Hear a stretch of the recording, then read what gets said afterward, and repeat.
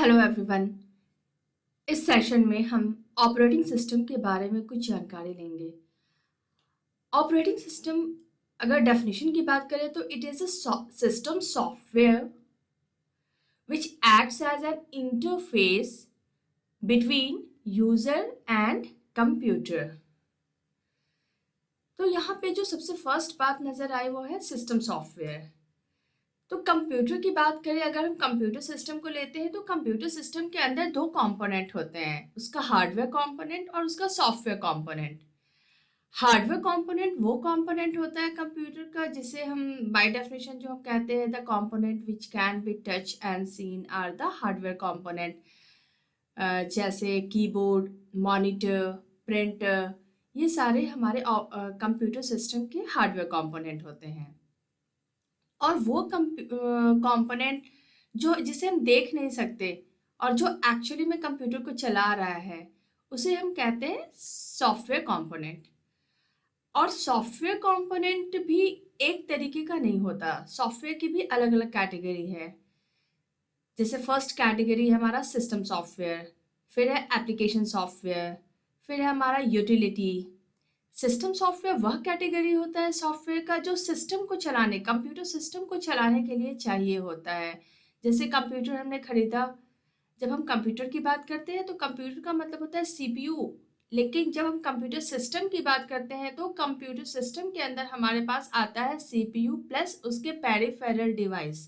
Peripheral मतलब जितने भी इनपुट आउटपुट मेमोरी, ये सारे उसके पेरिफेरल डिवाइस है कंप्यूटर के। और कंप्यूटर हमारा जो सीपीयू है वो हमारा है central processing unit. So central processing unit is a hardware component.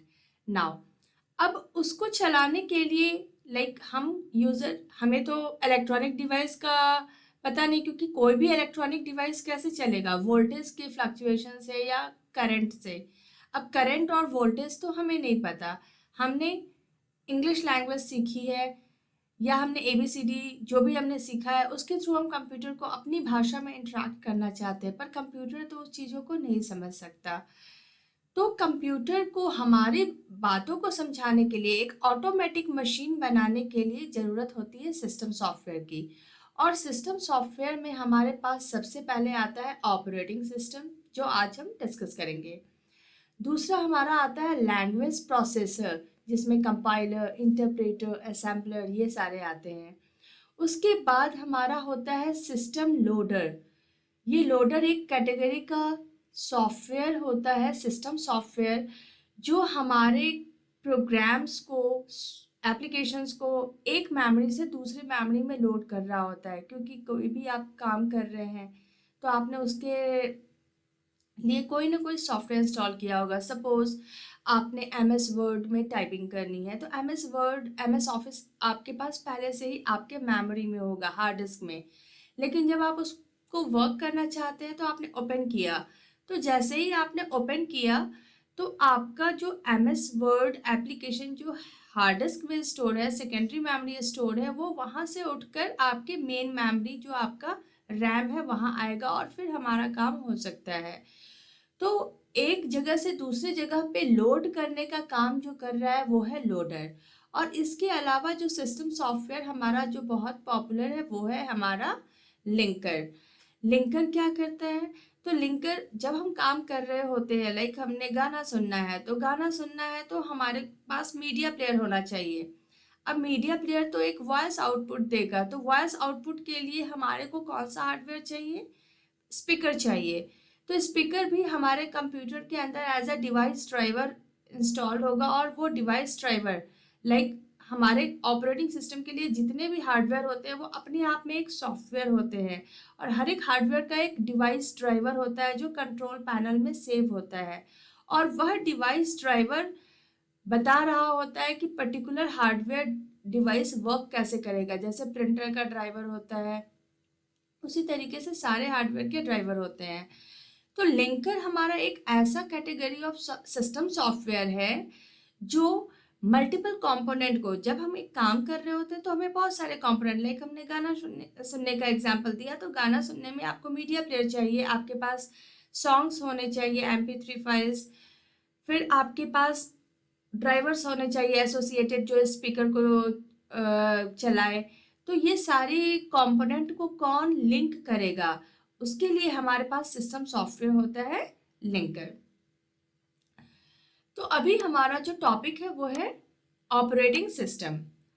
Now अगर ऑपरेटिंग सिस्टम की बात करें तो ऑपरेटिंग सिस्टम अपने आप में क्या है, सिस्टम सॉफ्टवेयर। और अभी हमने क्या कहा, सिस्टम सॉफ्टवेयर वैसा सॉफ्टवेयर होता है जो सिस्टम को चलाने के लिए चाहिए होता है। मीन्स कि सिस्टम में हम जो भी काम कर रहे हैं वो हमारा सिस्टम सॉफ्टवेयर के थ्रू हो रहा है। वो काम हमारा सिस्टम सॉफ्टवेयर फैसिलिटेट कर रहा है, हमारे लिए सिस्टम को ऑटोमेट कर रहा है।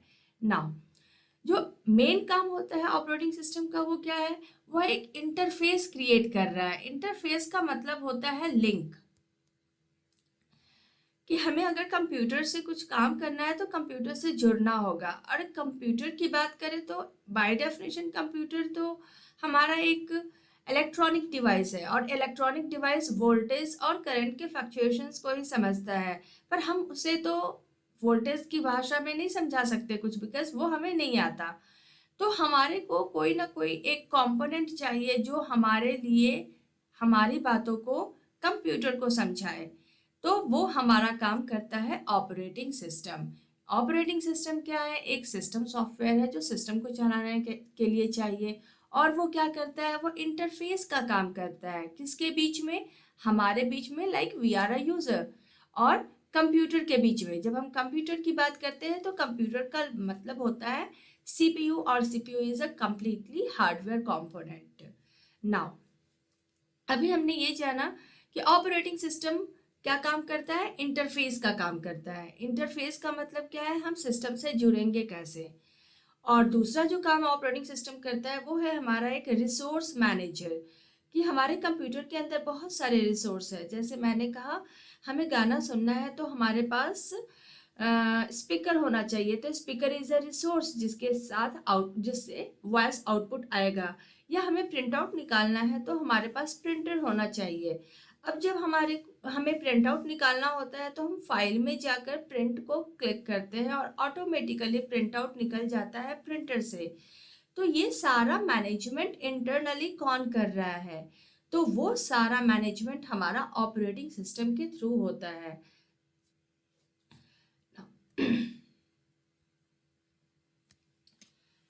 अब अगर हम बात करें इंटरफेस की, तो कंप्यूटर जो है इंटरफेस, इंटरफेस मतलब लिंक। कंप्यूटर लिंक मेंटेन करता है, ऑपरेटिंग सिस्टम लिंक मेंटेन करता है दो तरीके से। एक तो है हमारा कैरेक्टर यूजर इंटरफेस। जो कैरेक्टर यूजर इंटरफेस होता है उसमें हमारे पास कमांड्स होते हैं, वेल नोन कमांड्स। लाइक हमारे पास एग्जांपल है MS DOS. MS DOS is a example of character user interface. Character user interface क्या कहता है कि आपके पास जो भी सॉफ्टवेयर हो, जो भी ऑपरेटिंग सिस्टम होगा, उस ऑपरेटिंग सिस्टम में हमारे पास कुछ कमांड्स हैं पहले से ही। बिकॉज ऑपरेटिंग सिस्टम अपने आप में एक सॉफ्टवेयर है तो वो भी एक प्रोग्राम होंगे उसके अंदर। और उसके अंदर बहुत सारे हमारे एग्जीक्यूटेबल कमांड्स होते हैं जिसको कि हमारा सीपीयू इंटरप्रेट कर सकता है, समझ सकता है। तो जब हमने लिंक जोड़ा है कंप्यूटर से कैरेक्टर यूजर इंटरफेस के थ्रू, तो हमारे पास जो भी ऑपरेटिंग सिस्टम होंगे, जैसे एग्जांपल है हमारा एम एस डॉस, हमारे पास एग्जांपल है Unix. Unix and M S DOS are the example of character user interface. और ये सारे के सारे कमांड ड्रिवन होते हैं, इनके अंदर बहुत सारी कमांड्स होती हैं हर काम के लिए। लाइक हमें फाइल बनाना है, लाइक हमें फोल्डर बनाना है तो हमारे पास कमांड है mkdir। या अगर हमारे को फाइल बनाना है तो हमारे पास कमांड है कॉपीकॉन। तो ये कमांड अगर हमें पता है तो हम काम कर सकते हैं, और अगर नहीं पता है तो हम काम नहीं कर सकते। तो कैरेक्टर यूजर इंटरफेस काम तो करता है बट वो यूजर फ्रेंडली इन्वायरमेंट नहीं देता। तो हमारे पास दूसरा इंटरफेस का वे है, that is the graphical user interface. Graphical user interface हमारा इवेंट ड्रिवन होता है। इवेंट ड्रिवन का मतलब कि हमने कोई भी इवेंट फायर किया। अब ये इवेंट क्या हो सकता है? सपोज़ अभी मैंने कंप्यूटर में कोई एक नया फ़ाइल बनाना है, तो मैं फ़ाइल पे क्लिक करूँगी। फ़ाइल पे जब मैं क्लिक करूँगी, तो एक इवेंट फायर होगा और हमारे पास एक मेन्यू अपीयर होगा, फ़ाइल मेन्यू। उस फ़ाइल मेन्यू में हमारे पास न्यू का ऑप्शन है या प्रिंट का ऑप्शन है या सेव का ऑप्शन है। अब हमने उन ऑप्शंस को क्लिक किया, तो ये जो हमने माउस के थ्रू क्लिक किया या हमने कीबोर्ड के थ्रू की प्रेस किया, ये सारे एक इवेंट है और इंटरनली उन इवेंट्स के लिए प्रोग्रामिंग हो रखी है ऑपरेटिंग सिस्टम में। वह ऑपरेटिंग सिस्टम उस इवेंट को इंटरप्रेट करता है और काम करता है। जैसे कोई आइकन है, उस आइकन पे अगर आप सिंगल क्लिक करते हो तो वो आइकन सेलेक्ट हो जाता है। अगर आपने उसमें डबल क्लिक किया तो वो आइकन ओपन हो जाता है। लेकिन आपने ट्रिपल क्लिक किया तो उस तरीके की कोई भी इवेंट प्रोग्रामिंग अंदर में ऑपरेटिंग सिस्टम के नहीं हो रखी, तो वहाँ पे कोई भी रिस्पॉन्स नहीं मिलता। तो इवेंट ड्रिवन किसी पर्टिकुलर इवेंट पे काम करता है जो पहले से ही ऑपरेटिंग सिस्टम के अंदर प्री डिफाइंड है। लेकिन इवेंट ड्रिवन में हमें कोई भी कमांड लर्न करने की ज़रूरत नहीं है। हमारे पास आइकन्स अवेलेबल होते हैं हर एक काम के लिए, मेन्यूज़ अवेलेबल होते हैं, मेन्यू में ऑप्शंस अवेलेबल होता है। बस हमें कीबोर्ड और माउस के थ्रू जो ऑप्शंस हमें करने हैं, जो काम हमें करना है, उससे रिलेटेड ऑप्शंस को हमें बस सेलेक्ट करना है, चूज़ करना है और वो इवेंट फायर होगा और हमारा काम हो जाएगा। तो हमारा ग्राफिकल यूज़र इंटरफेस जो है वो काफ़ी यूज़र फ्रेंडली इन्वायरमेंट होता है। और ये user friendly graphical user interface का जो वेल नोन एग्जांपल है जो हम यूज़ करते हैं, that is the Windows. Windows operating system is the example of graphical user interface. उसी तरीके से लाइन यूनिक्स का भी हमारा जो ग्राफिकल यूज़र इंटरफेस है वो है लाइनक्स। लाइनक्स हमारा एक ऑपरेटिंग सिस्टम है जो यूनिक्स ऑपरेटिंग सिस्टम का ग्राफिकल यूज़र इंटरफेस वर्जन है। और विंडोज़ और लाइनक्स दोनों यूज़र फ्रेंडली इन्वायरमेंट देता है। यूज़र को कोई भी नॉलेज, प्रायर नॉलेज नहीं है, फिर भी वो अपने ऑप्शंस को सेलेक्ट करके अपने काम को कर सकता है। नाउ जो दूसरा काम हमारा ऑपरेटिंग सिस्टम का होता है वो है रिसोर्स मैनेजमेंट। जब हम रिसोर्स मैनेजमेंट की बात करते हैं तो कंप्यूटर के अंदर दो रिसोर्स है, हार्डवेयर रिसोर्स और सॉफ्टवेयर रिसोर्स।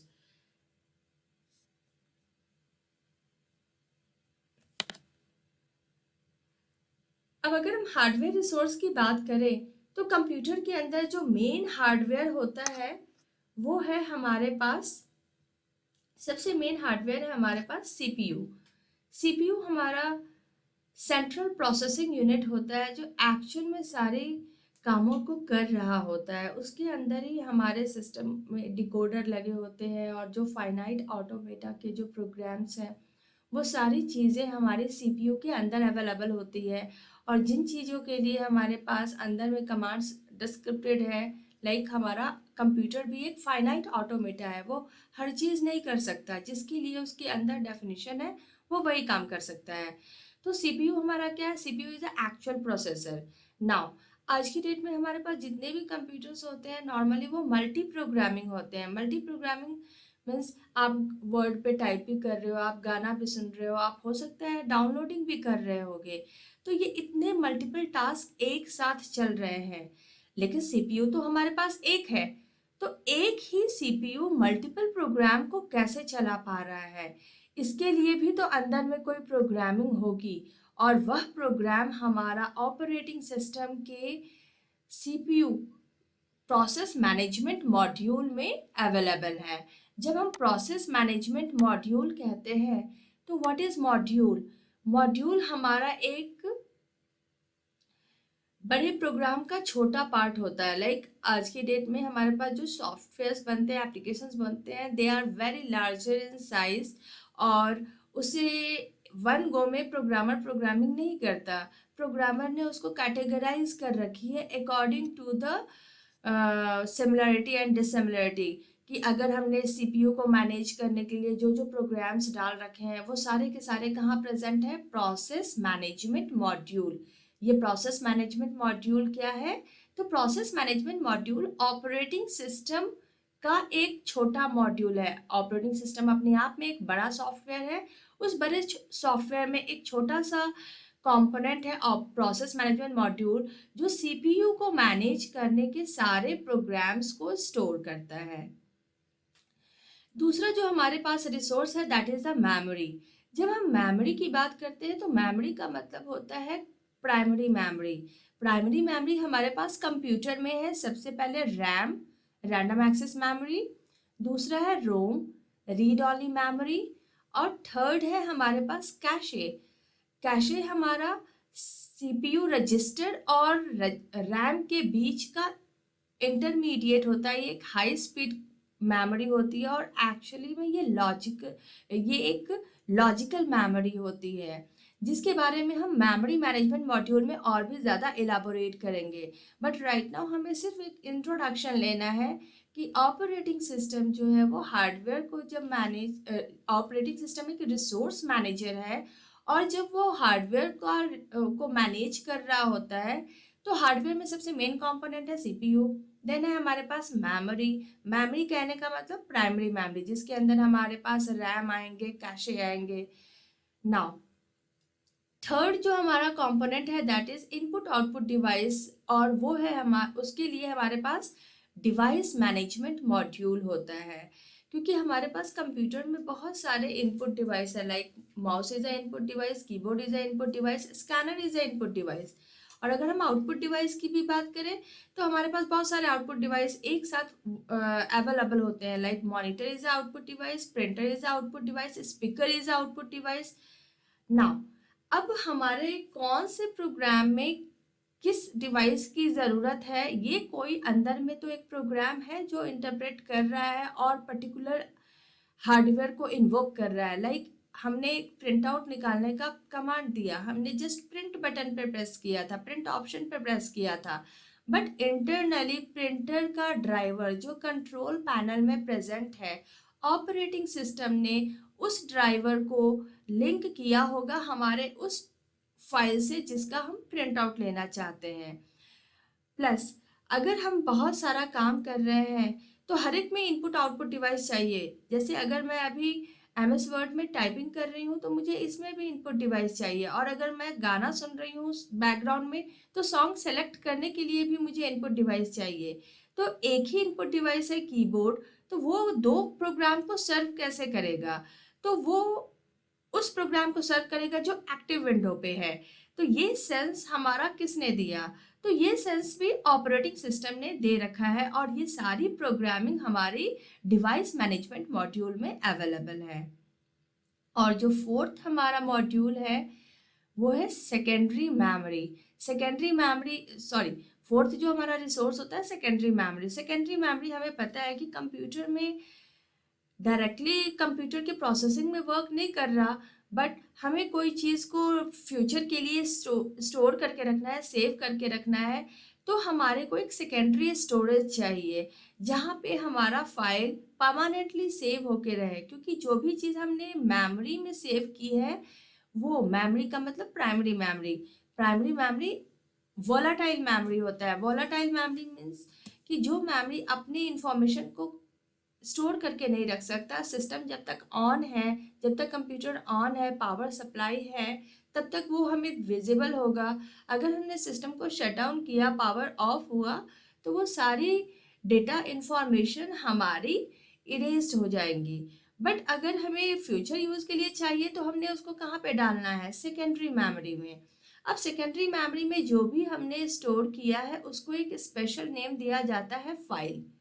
नाउ अब हमारे कंप्यूटर में एक फाइल तो है नहीं, हमने ना जाने कितने गाने के कितने सॉन्ग्स स्टोर कर रखे हैं, कितने एप्लीकेशन स्टोर रखे हैं। लाइक आप एमएस ऑफिस को इंस्टॉल कर रहे हो डाउन अपने सिस्टम में, तो वो भी एमएस ऑफिस भी अपने आप में एक एप्लीकेशन है, वो भी एक सॉफ्टवेयर है, वो भी कहीं ना कहीं हमारे सेकेंडरी मेमोरी में स्टोर है, सेव्ड है। या फिर आपने कोई मूवी पेन ड्राइव के थ्रू या सीडी के थ्रू अपने सिस्टम में सेव किया, तो वो भी किसी न किसी सेकेंडरी स्टोरेज के किसी न किसी जगह पे स्टोर है। तो कौन सी चीज़ कहाँ पे स्टोर है? क्योंकि हमें जब भी कोई फाइल ओपन करना होता है तो हम उसके फाइल का नेम देते, पाथ देते हैं। अगर हमें पाथ नहीं पता तो हमने सर्च में जाके हमने फाइल का नेम डाला तो जहाँ भी सिस्टम है हमारा विंडोज़ एक्सप्लोरर उसको ढूंढ कर लाता है। इसका मतलब कि हर चीज़, हर एक फाइल हमारे एक पर्टिकुलर लोकेशन पे स्टोर है, सेफ है, जिसको मैनेज कर रहा है ऑपरेटिंग सिस्टम। और ऑपरेटिंग सिस्टम किस मॉड्यूल से मैनेज कर रहा है? तो that is a file management module. File management module is the module of operating system which manages secondary memory. अब secondary memory में हमारा हार्ड डिस्क भी आएगा, पेन ड्राइव भी आएगा, सीडी भी आएगा। तो जैसा आपने एक्सपीरियंस किया होगा कि जैसे ही आप पेन ड्राइव डालते हो तो एक न्यू डिवाइस अपीयर होता है, तो ये किसने रिकॉग्नाइज किया? ये ऑपरेटिंग सिस्टम ने रिकॉग्नाइज किया। और जितनी भी सेकेंडरी डिवाइसेस होती हैं वो सारी का सारा हमारा कहाँ पे इंफॉर्मेशन स्टोर होता है? माई कंप्यूटर आइकन में। जो भी हमारे इनपुट आउटपुट डिवाइस है उनका ड्राइवर कहाँ पे स्टोर होता है? कंट्रोल पैनल में। और हमारा जो सीपीयू और हमारा मेमोरी है इसकी इंफॉर्मेशन कहाँ पे स्टोर होती है? तो सिस्टम में। तो ये सारी जो मैनेजमेंट है इंफॉर्मेशन को कैप्ट करने की, या जो भी हमारे इंटरनली हमारे कंप्यूटर के अंदर हो रहा है उसको मैनेज करने के लिए, ये सारा का सारा ऑपरेटिंग सिस्टम ही रोल प्ले करता है। नाउ अब ऑपरेटिंग सिस्टम हार्डवेयर को तो मैनेज कर ही रहा है, प्लस वो सॉफ्टवेयर को भी मैनेज कर रहा है। अब हमारे पास सॉफ्टवेयर को मैनेज करने की का मतलब ये है कि जब हम कंप्यूटर को ऑन करते हैं तो सबसे पहले होती है बूटिंग। जैसे ही हमने कंप्यूटर को बूट किया इसका मतलब जो ऑपरेटिंग सिस्टम के एसेंशियल फाइल थे वो मेमोरी में आ गए। प्लस हमारे पास बहुत सारे ऐसे प्रोग्राम्स होते हैं, एप्लीकेशंस होते हैं जो हमारे बूटिंग टाइम में ही इन्वोक हो जाते हैं। लाइक अगर आपने एंटीवायरस अपने सिस्टम में इंस्टॉल कर रखा है तो जैसे ही आप सिस्टम को बूट करोगे तो वो ऑटोमेटिकली आपके मेमोरी में आ जाएगा, क्योंकि उसका रहना वो हाउस कीपिंग वर्क है जो उसका रहना ज़रूरी है थ्रू आउट द, कि जब तक हम कंप्यूटर पे काम कर रहे हैं, कंप्यूटर हमारा ऑन है। तो एंटीवायरस क्या है? हमारा गार्ड है, जो गार्ड कर रहा है, जो हमें वायरस से प्रोटेक्ट कर रहा है। Now in the same way हमारे पास मैसेंजर, ये सारे भी कुछ फाइल्स हैं जो जैसे ही हम सिस्टम को ऑन करते हैं वो लोड हो जाता है। तो इन सॉफ्टवेयर्स को कौन बूटिंग टाइम पे लोड होना है, कौन नहीं होना है, इसके लिए भी इंटरनली कि सॉफ्टवेयर का कैटेगरी क्या है, सॉफ्टवेयर की प्रायोरिटी क्या है। लाइक आपने एक गेम खेलने का प्रोग्राम ओपन किया और पता चला उसमें वायरस है, तो ऑपरेटिंग सिस्टम उसको आगे नहीं चलने देगा। अगर आपके पास एंटीवायरस है तो एंटीवायरस उसे रोकेगा वहीं पे और वो मैसेज देगा। तो ऑपरेटिंग सिस्टम ने क्या किया? ऑपरेटिंग सिस्टम ने देखा कि हाँ, वायरस अगर आइडेंटिफाइड हुआ है तो यहाँ पे एंटीवायरस का चलना ज़रूरी है, एंटीवायरस यहाँ पे एक्शन परफॉर्म करेगा। तो ये सारी प्रायोरिटीज़, ये सारा इन्वोकेशन कौन कर रहा है? तो सॉफ्टवेयर मॉड्यूल। ये सॉफ्टवेयर जो है, software module of the operating system, ये सारे जो हमारे सॉफ्टवेयर्स, क्योंकि जब भी हम प्रोग्राम कंप्यूटर पे काम कर रहे होते हैं तो चाहे हम एक भी काम कर रहे हो, अगर आप एमएस वर्ड में टाइपिंग भी कर रहे हो तो भी हमारे बैकग्राउंड में ना जाने कितने सारे प्रोग्राम्स चल रहे होते हैं। जैसे अभी हमने कहा ऑपरेटिंग सिस्टम के फाइल्स तो चल रहे होंगे, हमारे पास लिंकर, लोडर, ये सारे तो चल रहे होंगे, क्योंकि जो भी आप काम कर रहे हो आपका हार्ड डिस्क से मेमोरी, मेमोरी से रजिस्टर, ये सारी ट्रांसफरिंग तो हो ही रही है। तो ये सारा काम हमारा ऑपरेटिंग सॉफ्टवेयर मॉड्यूल करता है ऑपरेटिंग सिस्टम का। अब इन सारे कंपोनेंट को हम one by one next video में डिस्कस करेंगे। अभी हमने ब्रीफ इंट्रोडक्शन लेना है ऑपरेटिंग सिस्टम का, और अभी हमारे पास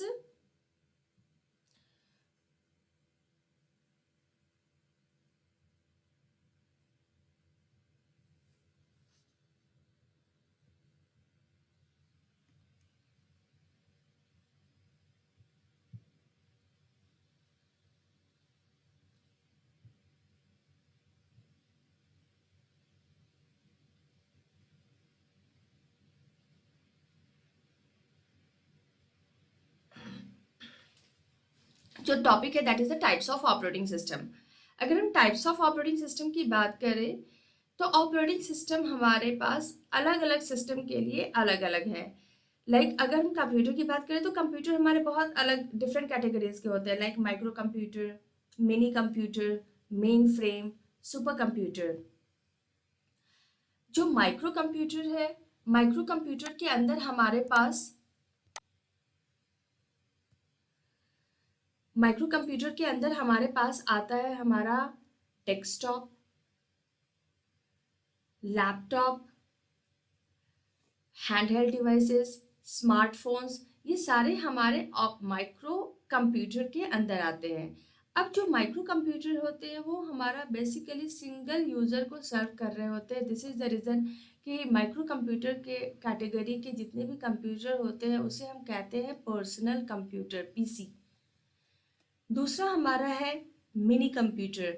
मिनी कंप्यूटर हमारा बेसिकली लैन का सर्वर होता है। लैन क्या है? हमारा लोकल एरिया नेटवर्क, जहाँ पे मल्टीपल पर्सन एक ग्रुप में काम कर रहे होंगे। तो जब वो ग्रुप में काम कर रहे होते हैं तो हो सकता है वो एक ही तरीके के फाइल्स को या एक ही तरीके के हार्डवेयर को यूज़ कर रहे हो, और ज़रूरी नहीं है कि वो हर एक हार्डवेयर को हर टाइम यूज़ कर रहे हो।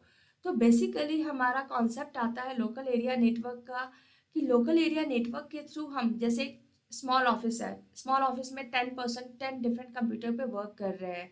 हो सकता है उन्हें प्रिंट आउट निकालने की भी ज़रूरत पड़े, पर ज़रूरी नहीं है कि वो हर वक्त उन्हें प्रिंट आउट निकालना है। तो सभी को अलग अलग पर्सनल प्रिंटर देने का सेंस नहीं बनता, क्योंकि अगर आप प्रिंटर सभी को अलग पर्सनल दे रहे हो तो एक कंपनी को एक एक्स्ट्रा कॉस्ट इनकर होगी। तो उसने कॉस्ट को मिनिमाइज करने के लिए प्रिंटर को नेटवर्क में डाल दिया, सो दैट कि कोई भी एम्प्लॉय कहीं से भी उसमें प्रिंट आउट का कमांड दे सकता है। तो जो हमने एक लोकल एरिया नेटवर्क बनाई है वहाँ पे एक नया काम आ जाता है ऑपरेटिंग सिस्टम का, दैट इज द कि आप मल्टीपल कंप्यूटर को भी कंट्रोल करो। तो उस समय हमारे पास एक अलग कैटेगरी की मशीन होती है, that is a mini computer, और हमारा ऑपरेटिंग सिस्टम भी अलग हो जाता है, जिसके बारे में अभी मैं डिस्कस करूंगी ना। तो माइक्रो कंप्यूटर हमारा बेसिकली पर्सनल कंप्यूटर है, जिसके अंदर laptop, desktop, smartphone, handheld devices आती है। मिनी कंप्यूटर हमारा उस तरीके का कंप्यूटर है जो हमारा लोकल एरिया नेटवर्क में सर्वर का काम कर रहा है, जो हमारे मल्टीपल मशीन्स को कंट्रोल भी कर रहा है।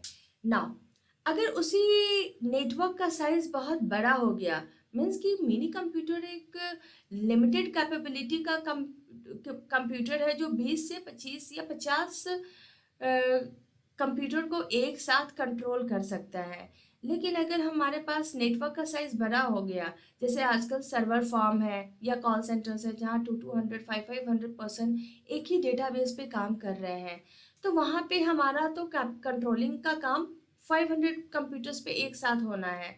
या फिर सर्वर फार्म्स, जो गूगल है, गूगल ने सर्वर फार्म्स लगा रखे होंगे, या फिर आप जीमेल की आपने इनबॉक्स बनाते हो तो आपके जैसे ना जाने कितने मिलियंस ऑफ पीपल ने इनबॉक्स बनाया होगा, सबको अनलिमिटेड फैसिलिटी मिलती है। तो कहीं ना कहीं तो वो स्टोर हो रहा होगा किसी मेमोरी में, और उस मेमोरी का साइज बहुत बड़ा होगा, और वह मेमोरी किसी एक कंप्यूटर में ना हो के मल्टीपल कंप्यूटर में अलग अलग जगहों पे डिस्ट्रीब्यूटेड होंगे।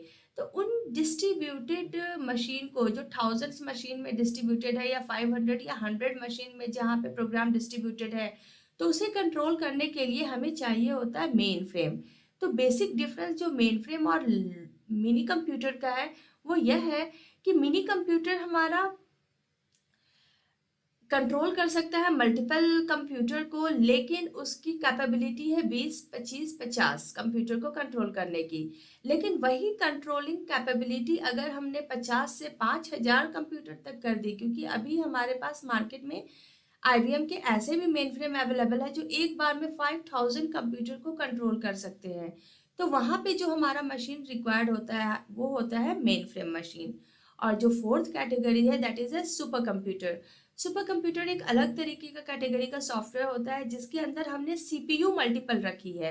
मिनी कंप्यूटर, माइक्रो कंप्यूटर और मेन फ्रेम, इन तीनों में हमारे पास सीपीयू एक ही होते हैं।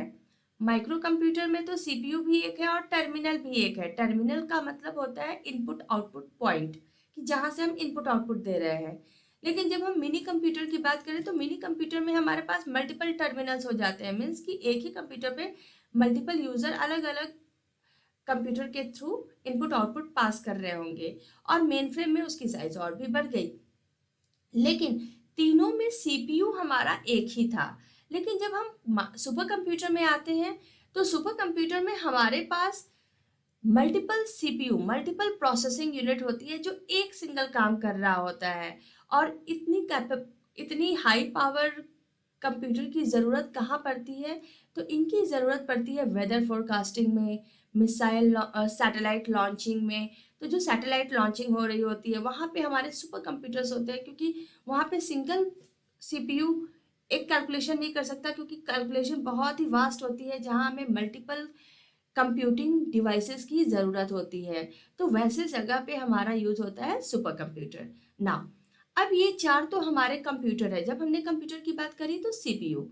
अब इन सीपीयू को चलाने के लिए क्या चाहिए? Operating system. क्योंकि अभी हमने क्या डिस्कस किया कि ऑपरेटिंग सिस्टम एक ऐसा सिस्टम सॉफ्टवेयर है जो इंटरफेस का काम करता है, जो रिसोर्स को मैनेज करता है।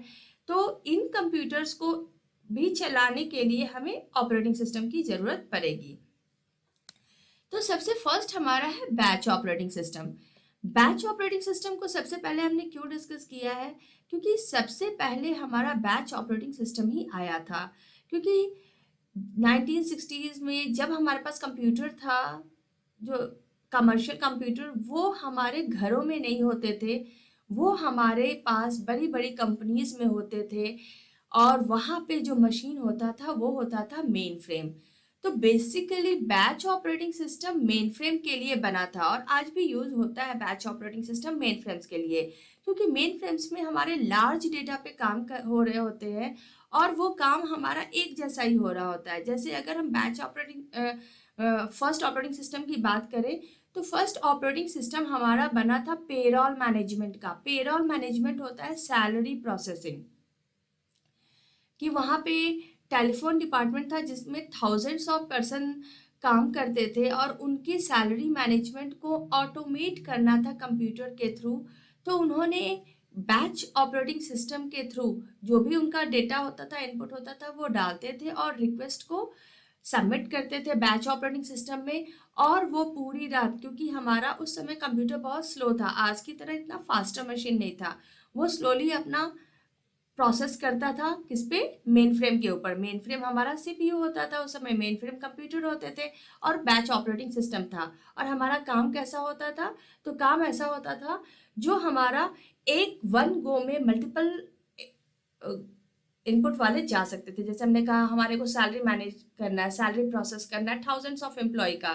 तो थाउजेंड्स ऑफ एम्प्लॉय का डेटा एक साथ हमने वन बैच में हमने सबमिट किया, और वो प्रोसेस करके वन टाइम वो रिपोर्ट के फॉर्म में हमें रिजल्ट देता था ना। दूसरा कैटेगरी है हमारा single user single programming operating system. Single user single programming operating system में हमारे पास जो ऑपरेटिंग सिस्टम का एग्जांपल है that is MS DOS. MS DOS एक ऐसा ऑपरेटिंग सिस्टम था जो माइक्रोसॉफ्ट ने बनाया था, और माइक्रोसॉफ्ट ने फर्स्ट टाइम घरों में कंप्यूटर लाने की कोशिश करी। उन्होंने ही पर्सनल कंप्यूटर का डिज़ाइन किया, उन्होंने माइक्रो कंप्यूटर की का कॉन्सेप्ट रखा कि ठीक है, मेन फ्रेम तो बड़े बड़े होते थे, बहुत ही कॉस्टली डिवाइस होते थे, और ये बहुत ही बिगर इन साइज होते थे जो घरों में नहीं आ सकते थे। बट उन्होंने मशीन को कॉम्पैक्ट करने की कोशिश करी, और कॉम्पैक्ट करके उन्होंने उस समय हमारे पास कॉन्सेप्ट आया माइक्रो कंप्यूटर का। माइक्रो कंप्यूटर जो पर्सनल कंप्यूटर होता है, जो सिंगल यूज़र के लिए होता है। तो उस सिस्टम के लिए उन्होंने बनाया single user single programming operating system. जो MS डॉस था उसमें एक बार में एक ही यूज़र कोई कमांड डाल सकते थे, और एक बार में एक ही प्रोग्राम चलता था, program in the form of command. कि लाइक हमने एक फाइल डायरेक्टरी बनानी है, तो हमने एक कमांड डाला MD कमांड के थ्रू हम डायरेक्टरी बना सकते थे MS डॉस में। अब हम जैसे ही MD करेंगे, MD के साथ नाम डालेंगे, और हमारा उस नाम का make directory, MD for make directory, हमारा डायरेक्टरी बन जाएगा। डायरेक्टरी हमारा जो आज की डेट में हम फोल्डर कहते हैं, उसे ही डॉस की टर्मिनोलॉजी में डायरेक्टरी कहते हैं। नाउ नेक्स्ट हमारे पास कॉन्सेप्ट आया सिंगल यूजर मल्टी प्रोग्रामिंग, कि ये इवोल्यूशन था कि पहले हमारे पास सिंगल यूजर आया, फिर हमारी इवॉल्व हुई सिस्टम और हमारा आया मल्टी प्रोग्रामिंग, जो आज की डेट में हम यूज करते हैं Windows. Windows operating system is the example of Windows operating system is the example of single user single user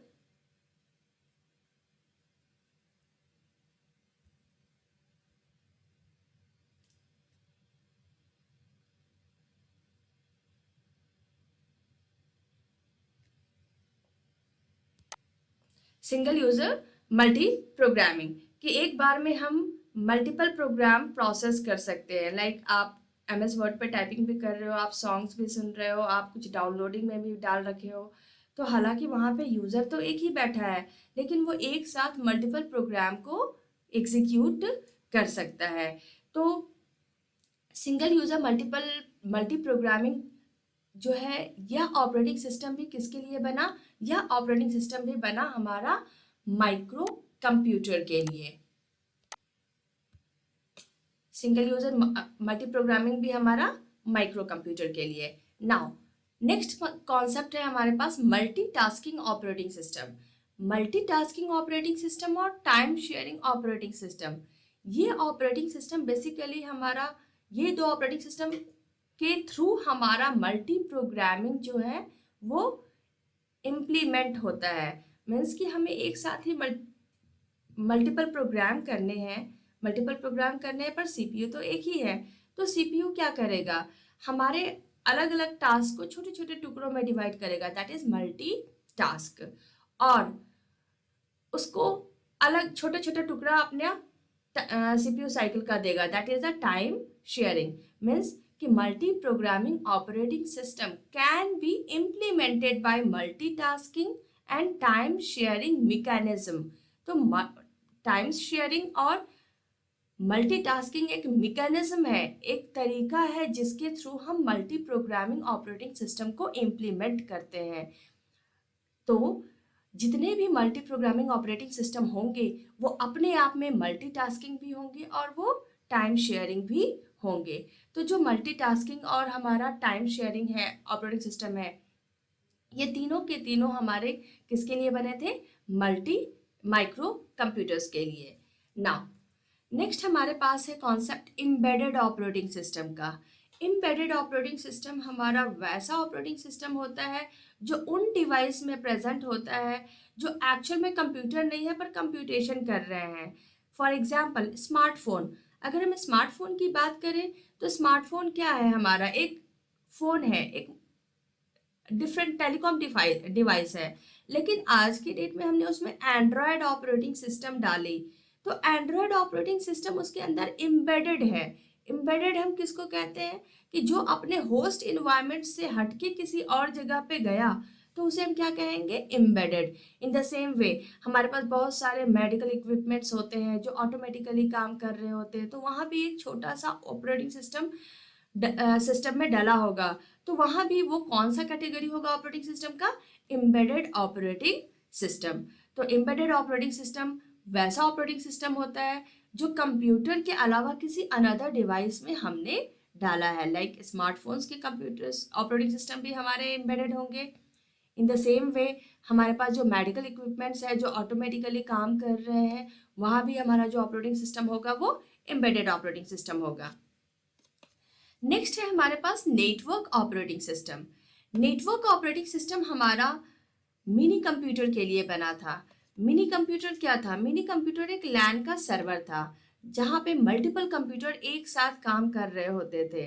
तो वहाँ पे कंट्रोलिंग करनी थी कि किसे हमें प्रिविलेज राइट देनी है, डेटा शेयर करना है या नहीं करना है। तो वहाँ पे हमारे पास एक कॉन्सेप्ट आया नेटवर्क ऑपरेटिंग सिस्टम का, कि नेटवर्क ऑपरेटिंग सिस्टम हमारा मिनी कंप्यूटर के लिए बना था।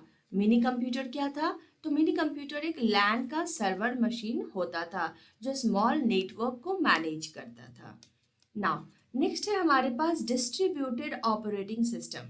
जब हम डिस्ट्रीब्यूटेड ऑपरेटिंग सिस्टम की बात करते हैं तो basically distributed operating system again main frame machine के लिए बना, लाइक आप गूगल पे सर्च कर रहे हो तो गूगल हमारा क्या है, एक सर्च इंजन है।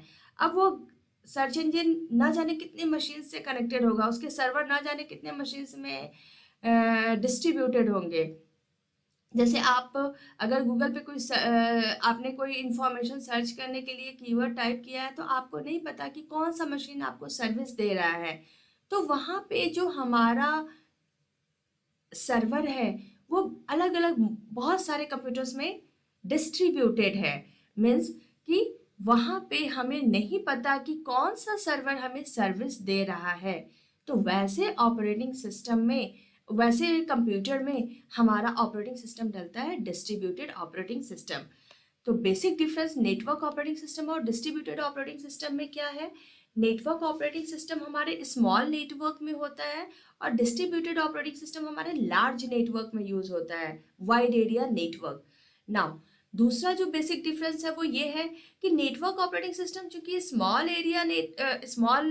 लोकल एरिया नेटवर्क में है तो हमें पता है कि which is the server machine. लेकिन डिस्ट्रीब्यूटेड ऑपरेटिंग सिस्टम में जब आप एटीएम मशीन से ट्रांजैक्शन कर रहे हो तो आपको नहीं पता कि कौन सा बैंक का सर्वर आपको सर्विस दे रहा है। तो वहाँ पे जो ऑपरेटिंग सिस्टम बैंक के सर्वर में होगा वो कौन सा होगा, distributed operating system.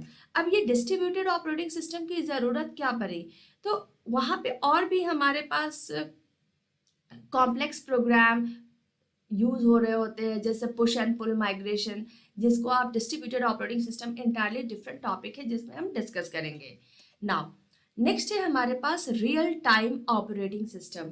Real time operating system सबसे कॉस्टली ऑपरेटिंग सिस्टम माना जाता है क्योंकि ये हमारे वैसे मशीन्स में अवेलेबल होते हैं जो टाइम कंस्ट्रेंट इन्वायरमेंट पे होते हैं। टाइम कंस्ट्रेंट इन्वायरमेंट कहने का मतलब क्या है कि अगर हमने कंप्यूटर में कोई भी कमांड अगर हमने प्रोसेस करने के लिए रिक्वेस्ट डाल दिया है सीपीयू में, तो हमारे पास कोई तरीका नहीं होता है अगर वो सीपीयू में चला गया है तो उसको हम वापस से रिवोक कर सके। लेकिन रियल टाइम ऑपरेटिंग सिस्टम ऐसा है जो आपने एक कमांड डाल दिया और still you want to pause that command, तो वहाँ पे वो यूज़ होता है। जैसे रियल टाइम ऑपरेटिंग सिस्टम का बहुत अच्छा एग्जांपल है एविएशन की फ्लाइट आज की डेट में ऑटो पायलट मोड में, सिमुलेशन मोड में रन करती है। तो ऑटो पायलट मोड में हमारा फ्लाइट कैसे चल रहा है, तो वहाँ पे कोई ना कोई कॉम्प्लेक्स सॉफ्टवेयर प्रोग्राम ही तो है जो चला रहा होगा। तो वो सॉफ्टवेयर प्रोग्राम को कौन चला पा रहा है, तो वह ऑपरेटिंग सिस्टम है रियल टाइम ऑपरेटिंग सिस्टम। यह हमारे कॉम्प्लेक्स मेडिकल सर्जरीज होती हैं। अब मेडिकल सर्जरी में हमारे पास हमें पता है जो कॉम्प्लेक्स मेडिकल सर्जरीज होती है तो sometime group of doctors work कर रहे होते हैं सिंगल सर्जरी में, और वो डॉक्टर्स शायद डिफरेंट जियोग्राफिकल लोकेशन पे होते हैं और वो वहीं से अपने इंस्ट्रक्शंस को दे रहे होते हैं। बट बाय मिस्टेक किसी डॉक्टर ने कोई गलत इंस्ट्रक्शन पास किया था और वो लेटर ऑन उसे लग रहा है कि ये तो फेटल इंस्ट्रक्शन हो जाएगा, इसको स्टॉप करना है, तो वो वहाँ से भी उस कमांड को प्रोसेस होने से रोक सकता है। तो ऐसी फीचर्स अवेलेबल होती है रियल टाइम ऑपरेटिंग सिस्टम में। और रियल टाइम ऑपरेटिंग सिस्टम का इम्प्लीमेंटेशन दो तरीके से होता है, हार्डवेयर रियल टाइम और सॉफ्टवेयर रियल टाइम।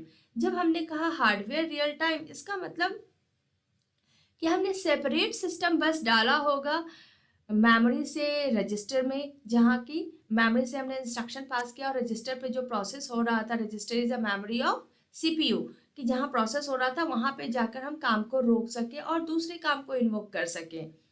या तो हम सॉफ्टवेयर के थ्रू कि हमने एक ऑल्टरनेट सॉफ्टवेयर कमांड भी डाल रखा है जो हाई प्रायोरिटी का है, कि कोई कमांड हमने डाल दिया और लेटर ऑन हमें लग रहा है कि ये कमांड हमें वहीं पे स्टॉप करना है, तो ज़्यादा हाई प्रायोरिटी का प्रोग्राम हमने चला दिया।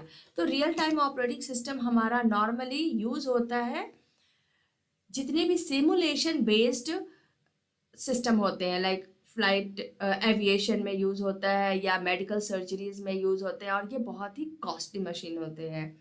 नाउ नेक्स्ट है हमारा multi processing operating system. Multi processing operating system हमारा बना है सुपर कंप्यूटर के लिए, क्योंकि सुपर कंप्यूटर इन तीनों कंप्यूटर से बिल्कुल सेपरेट कैटेगरी का है, क्योंकि इन तीनों में सीपीयू तो एक होते हैं, लेकिन सुपर कंप्यूटर में सीपीयू मल्टीपल होते हैं और काम एक होता है। इन सबों में हमने क्या कहा, मल्टी प्रोग्रामिंग मीन्स कि प्रोग्राम मल्टीपल थे और सीपीयू एक था, लेकिन यहाँ पे सीपीयू मल्टीपल है और प्रोग्राम एक है। तो इतने मल्टीपल सीपीयू की किस प्रोग्राम में ज़रूरत पड़ गई? तो जो हमारा सैटेलाइट लॉन्च हो रहा है, वेदर फोरकास्टिंग हो रही है, it's a very complex calculation जो सिंगल मशीन से नहीं हो सकता, या सिंगल मशीन से किया भी तो बहुत डिले क्रिएट करेगा। तो उन्हें फास्ट कैलकुलेशन करने के लिए और ऑन टाइम कैलकुलेशन के लिए एक ही टास्क को उन्होंने मल्टीपल टास्क में, मल्टीपल कंप्यूटर में, प्रोसेसिंग यूनिट में डिवाइड कर रखा है। और वहाँ के लिए एक स्पेशल टाइप का हमारा ऑपरेटिंग सिस्टम होता है, that is a multi processing. Multi मतलब मेनी, प्रोसेसिंग मतलब सीपीयू, कि जहाँ पे मल्टीपल सीपीयू है वहाँ के लिए ऑपरेटिंग सिस्टम क्या है, अलग है। So I think it's clear to you all, and in next video we will proceed further. Thank you.